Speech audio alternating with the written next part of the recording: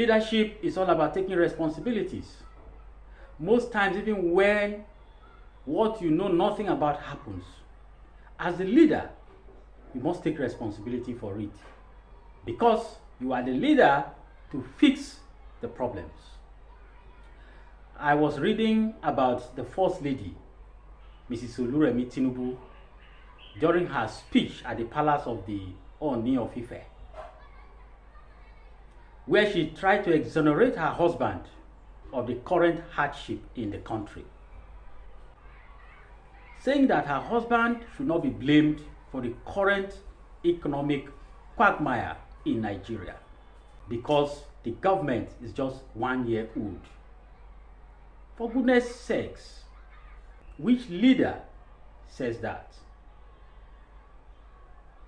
Assuming that the president has no hand whatsoever in the first place in what is happening in our country today, and then he took up the responsibility to be the president of this country, knowing the situation of the country,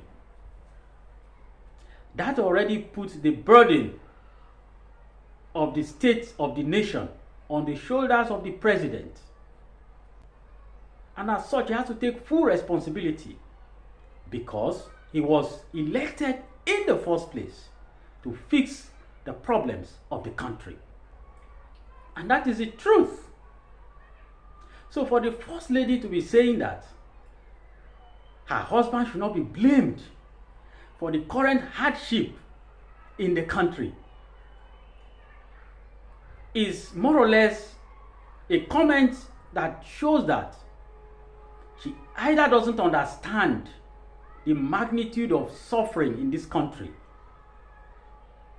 or she's just deliberately being insensitive to the plight of Nigerians. Let's even leave the issue of taking responsibilities for what a leader knows nothing about. Can the First Lady truly, in all conscience, say that her husband should not be blamed for the economic problems in this country today, for the hardship that Nigerians are going through today?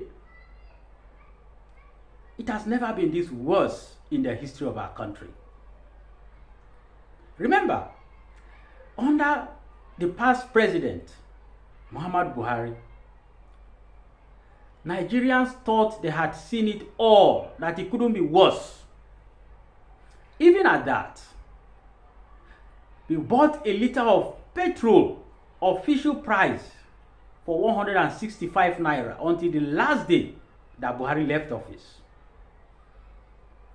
A bag of rice was hovering around 35,000 naira. Our exchange rate, a dollar to a naira, was between 450 and 500 naira as of the time Buhari left. And so many economic and social indicators that prove that since President Tinubu came on board, all these things skyrocketed.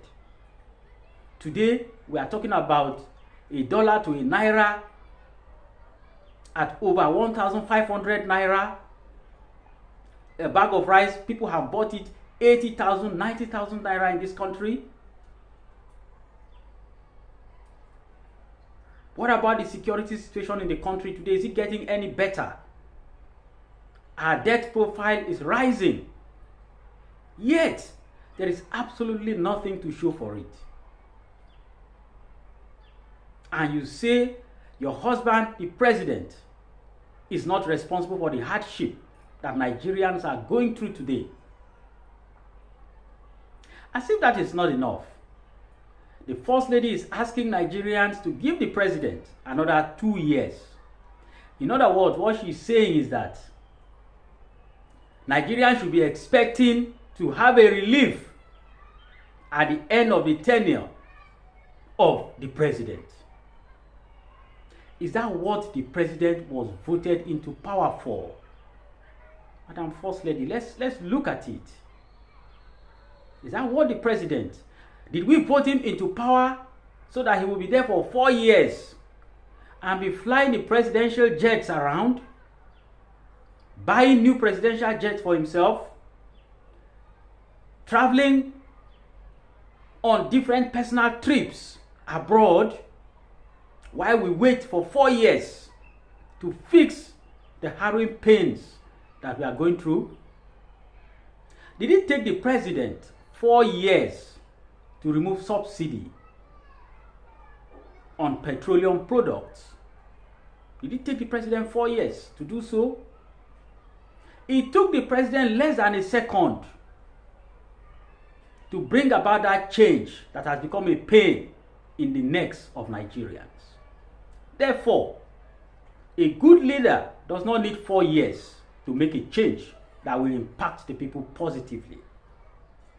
The same 1 second that the president needed to declare that fuel subsidy is gone, which has landed us into where we are today, is the same 1 second that the president needs to turn around the fortune of Nigerians and Nigeria for good. He doesn't need a month. He doesn't need a year.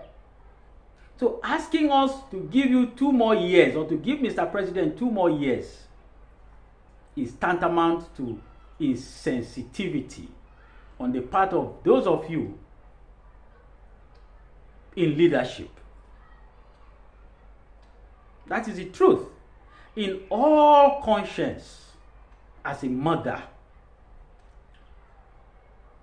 do you look your husband in the eyes and tell him the bitter truth that even though he meant well with his policies, the implementation has gone awry, and that he should rise the occasion, review his policies, and do the needful?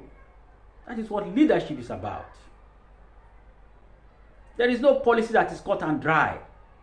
When you make a policy and it's not working, what a good leader does is to review those policies, whether in terms of the policies themselves or in terms of their implementation.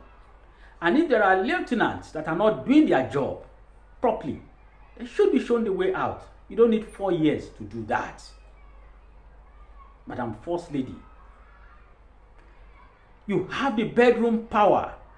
If the president doesn't listen to anybody in this world, he will definitely listen to you. If you are saying this in public, it means that you probably are in support of the pains that the administration of your husband is unleashing on the people, and it's sad. Even if you don't have the powers as a First Lady to effect official change, you have the power in the bedroom. And that was what the wife of former President Buhari was doing. Where it mattered most, she spoke her mind, irrespective of whose ox was God. And that's why she's highly respected today. Madam First Lady, you are a highly respected woman, one that is believed to be cerebral. Please, as a mother, you must apologize to Nigerians on your husband's behalf. That is the least you should be doing when you find yourself in public to speak. The least you should be doing is apologizing on his behalf, rather than trying to exonerate your husband from the hardship in the country. Even the president himself knows that he cannot be exonerated, and he has been saying it. He feels our pains. It is his policies that have further thrown us into hardship in this country today. And the least you and Mr. President, with due respect to you, ma'am, should do is to take responsibility for it, because that's what you signed for the very day you decided to present yourself for the office of the president of this country.